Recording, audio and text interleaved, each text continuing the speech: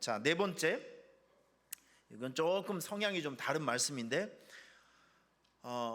이 일에 성공을 하기 위해서는요, 여러분을 살릴 수 있는, 득이 될 수 있는, 그리고 잘못된 방향을 옳은 방향으로 이끌어 갈 수 있는 충고는 달게 받아야 합니다. 한번 따라하겠습니다. 충고를 달게 받으라. 오늘 재밌는 말씀이 하나 나옵니다. 7장 5절 말씀, 시작. 지혜로운 사람의 책망을 듣는 것이 우매한 자들의 노래를 듣는 것보다 나으니라. 지금 옆에서 여러분들이 분명히 잘못하고 있는데 그건 얘기 안 해주고, 너 잘한다, 너 이쁘다, 너 최고야, 여러분 이렇게 달콤한 말을 듣는 거, 이거는 오히려 여러분들을 망치는 얘기예요. 이런 것에 넘어가지 말고 진짜 여러분들의 잘됨과 옳은 방향을 위해서 쓴소리, 그리고 충고, 도움이 될 수 있는 그런 책망을 해주는 사람의 말을 달게 들으십시오. 충고를 달게 듣는 사람이 성공할 수 있어요. 이 지구상에서 골프를 제일 잘하는 사람이 누구냐고 하면 아마 타이거 우즈를 얘기할 것입니다. 사진으로 보는 이 친구예요. 20살 때 PGA 선수가 됐습니다. 20살 때 프로 선수가 돼서 지금까지 27년간을 프로 선수로 활동을 하고 있는데, 메이저 대회라고 하죠. 세계적으로 유명한 그 메이저 대회에서 이 친구가 나가서 몇 승을 했냐면 109승을 했습니다. 어마어마한 기록이죠.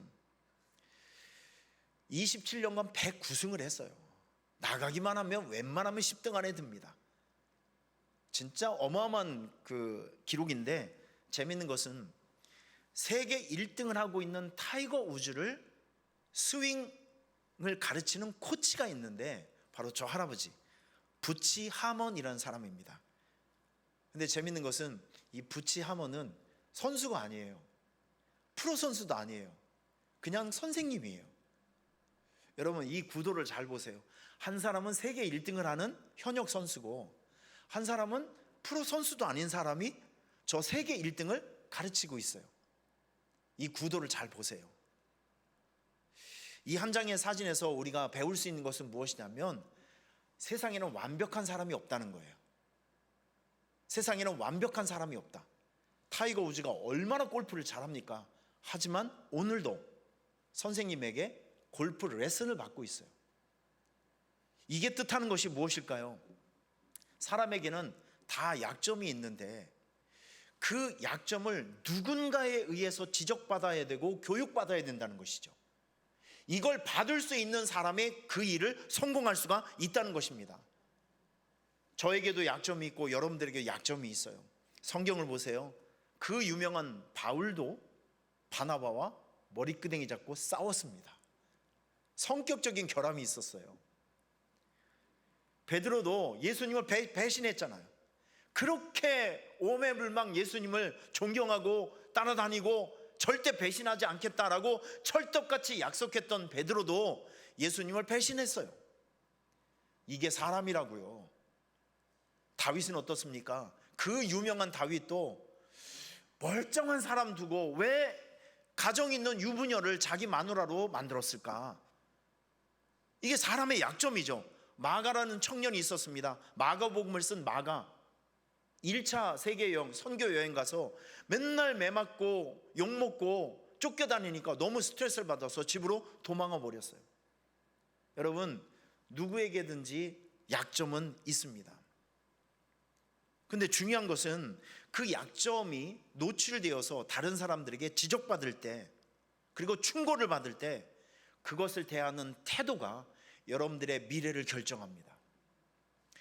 적어도 건설적으로 여러분들을 돕기 위해서 그 충고만 받아들이면 여러분들이 성공할 수 있고 한층 더 성숙할 수 있는 충고가 들리면 세 가지 반응을 하셔야 됩니다. 첫째, 감사하세요.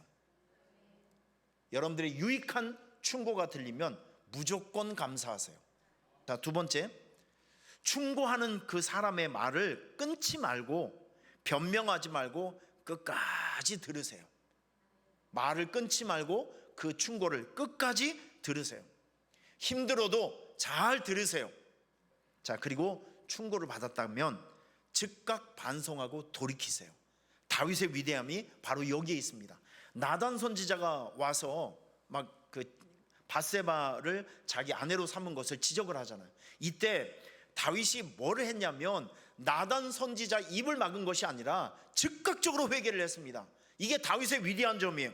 한번 따라하겠습니다. 과거에 집착하지 말자. 이미 지나가 버린 이 일에 대해서 너무 큰 의미를 부여하면 안 됩니다. 우리 7장 10절 말씀 같이 한번 읽어보겠습니다. 7장 10절 시작. 옛날이 오늘보다 나음이 어찌미냐 하지 말라. 이렇게 묻는 것은 지혜가 아니니라. 여러분 저를 보세요. 지금 솔로몬이 뭐라고 얘기하냐면 사람들이 아우 옛날이 좋았어, 그때가 좋았어, 자꾸 옛날을 회상하면서 오늘의 현실을 부정하는 거, 이거 옳지 않다는 거예요. 이게 지혜가 아니라는 것입니다. 그게 오히려 그런 사고방식이 오히려 그 사람을 발목 잡고 그 사람의 성장을 방해하는 요소가 된다는 것이죠.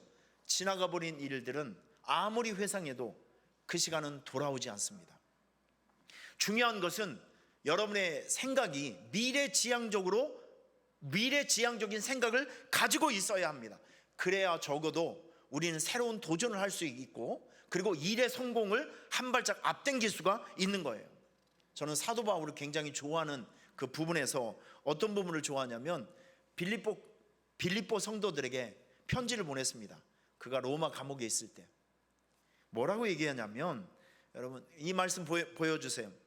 빌립보 성도들에게 편지를 썼습니다. 자, 이 말씀 빌립보 3장 12절에서 14절 큰 소리 읽어주세요. 시작. 내가 이미 얻었다함도 아니요 온전히 이루었다함도 아니라 오직 내가 그리스도 예수께 잡힌 바 된 그것을 잡으려고 달려가노라. 형제들아, 나는 아직 내가 잡은 줄로 여기지 아니하고 오직 한 일, 즉 뒤에 있는 것은 잊어버리고 앞에 있는 것을 잡으려고 표대를 향하여 그리스도 예수 안에서 하나님이 위에서 부르신 부름의 상을 위하여 달려가노라. 지금 사도 바울은요 로마 감옥에 있었습니다. 로마 감옥에서 몇 년 후에는 순교를 당하는 그 사도 바울이에요. 사도 바울이 이뤄놓은 일들이 얼마나 많습니까? 업적이 얼마나 많아요. 개척교회를 얼마나 많이 개척을 해놨습니까? 그런데 사도 바울이 뭐라고 얘기하냐면, 나는 뒤에 있는 것은 다 잊어버리고 오늘도 내가 로마 감옥에 있지만 오늘도 나는 새로운 목표를 정해놓고 그 목표를 이루기 위해서 표대를 향해서 나는 오늘도 감옥에서 달리고 있다. 여러분 이런 정신이 중요한 것입니다. 지금에 있는 현실이 아무리 힘들고 어려워도 옛날이 좋았어, 나는 그때가 그리워, 옛날이 좋아서 자꾸 여러분의 미래만 생각하게 되면 그 사람은 절대 성공할 수 없고 절대 앞으로 전진할 수가 없습니다. 옛날 일은 옛날 일이에요. 잘했거나 잘못했거나 좋았거나 나빴거나 지나가 본 일에 대해서 너무 큰 미련을 가지면 이게 오히려 여러분 인생의 마이너스가 된다는 거예요. 사진으로 보는 이분이 있어요. 미국의 해리엇 이 할머니인데요. 여러분 이분이 진짜 놀라운 분이에요. 92세 때 20km 하프 마라톤에 완주를 했습니다. 92세. 그리고 2년 후에 94세에 풀코스 마라톤 도전에서 성공했어요. 94세. 대단하신 분이죠. 사람들이 물어봤습니다. 할머니 천국 가실 날도 얼마 안 남았는데 뭘 그렇게 띠을 뛰냐고. 할머니가 얘기를 합니다. 자기가 70대 중반까지 암이 두 가지 암에 걸려서 죽을 고생을 한 거예요. 그때부터 자기가 생각을 했대요. 나는 얼마 있으면 죽을 사람인데 그래도 암 환자도 뭔가를 할 수 있다라는 것을 보여주기 위해서 그때부터 걷기를 시작했고 뛰기를 시작했대요. 그래서 92세 때 하프 마라톤에 도전을 해서 성공을 하고 2년 후에 94세 때 마라톤 풀코스를 도전해서 이 할머니가 완주를 했어요. 그 목적이 무엇이냐면 병자들, 약한 사람들에게도 도전하면 뭔가를 이룰 수 있다는 소망과 희망을 주기 위해서. 여러분 이런 표대 정신이 우리에게도 필요합니다.